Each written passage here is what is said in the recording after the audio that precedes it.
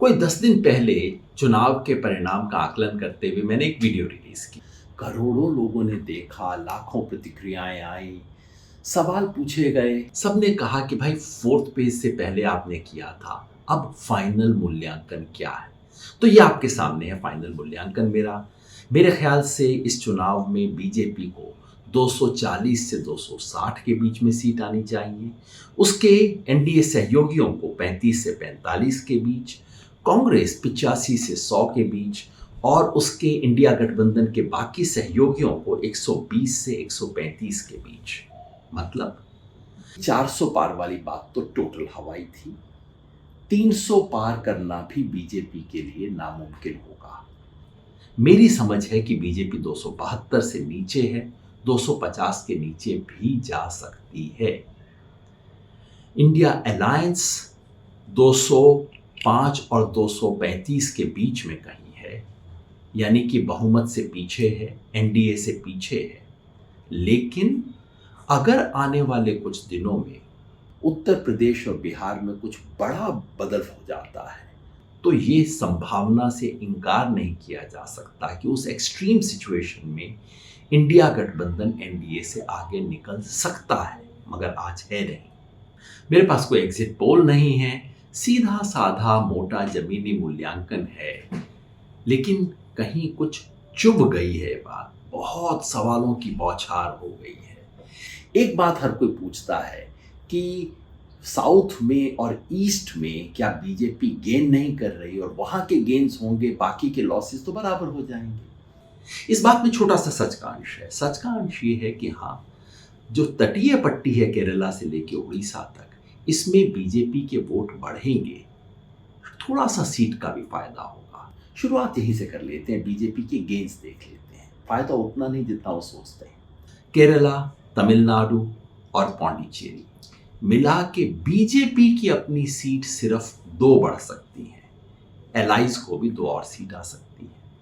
आंध्र में बीजेपी के ally TDP और जनसेना ने बहुत अच्छा परफॉर्म शायद किया है। कुल मिला के इन्हें 15 सीट आ सकती हैं। बीजेपी की अपनी सीट बढ़ेंगी 3। तेलंगाना में इस बार सीधे कांग्रेस और बीजेपी का मुकाबला हो गया है, और ऐसे में कांग्रेस की सीट भी बढ़ेंगी, बीजेपी की सीट भी बढ़ेंगी।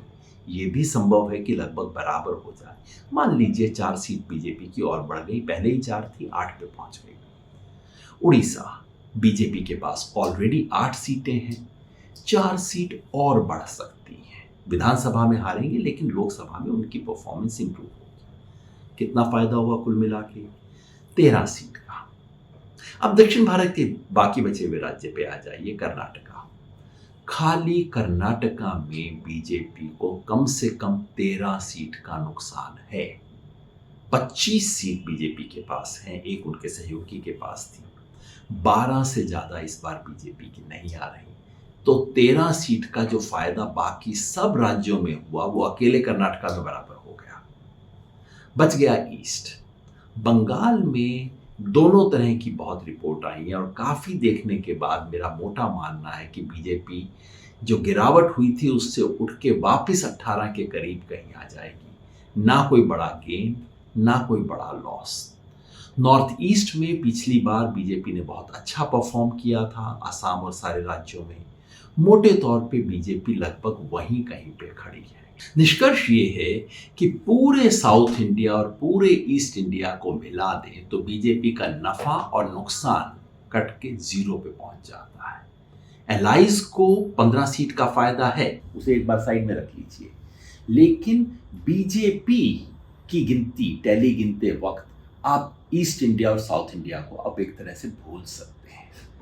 अब देखिए सिर्फ ये जो बाकी इलाका बचा है, जहां पिछली बार बीजेपी ने स्वीप किया था, यहां पे बीजेपी की कितनी सीट कम होती है, वही उसकी नेशनल टैली में कम होती है। शुरुआत करते हैं महाराष्ट्र से। महाराष्ट्र में पिछली बार एलाइज के साथ एनडीए को 42 सीट थी। इस बार कम से कम 20 सीट का नुकसान है। 5 सीट का नुकसान बीजेपी को, 15 का एलाइज को। राजस्थान में कम से कम 10 सीट का नुकसान है। चलिए इसके अंदर गुजरात भी जोड़ देते हैं, दोनों में मिला के 10 सीट का नुकसान। मध्य प्रदेश छत्तीसगढ़ में कम नुकसान है, लेकिन अगर उसके साथ आप झारखंड भी जोड़ दें तो तीनों में मिला के 10 सीट का और बीजेपी को नुकसान। हरियाणा में बीजेपी के खिलाफ एक आंधी सी है, हरियाणा और दिल्ली में 10 सीट का नुकसान, और उधर पंजाब, हिमाचल प्रदेश, चंडीगढ़, जम्मू कश्मीर, लद्दाख में मिला के 5 सीट का और नुकसान। बच गया उत्तर प्रदेश और उत्तराखंड, जहां मेरे अनुमान से बीजेपी को कम से कम 10 सीट का नुकसान है।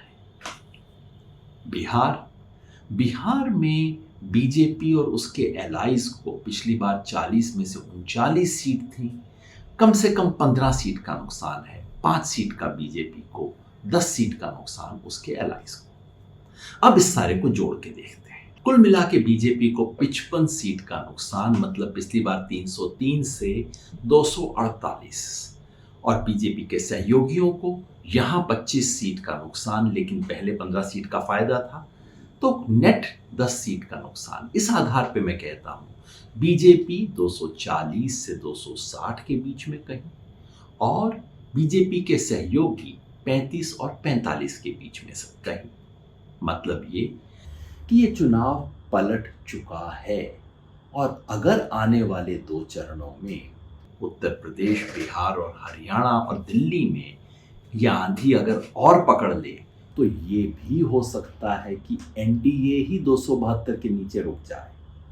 ये वो सच है जो मीडिया, पोलस्टर, एक्सपर्ट आप तक पहुंचने देना नहीं चाहते। ये वो सच है जो मेरा फर्ज है आप तक पहुंचाना, और आपका फर्ज है आगे हर व्यक्ति तक पहुंचाना।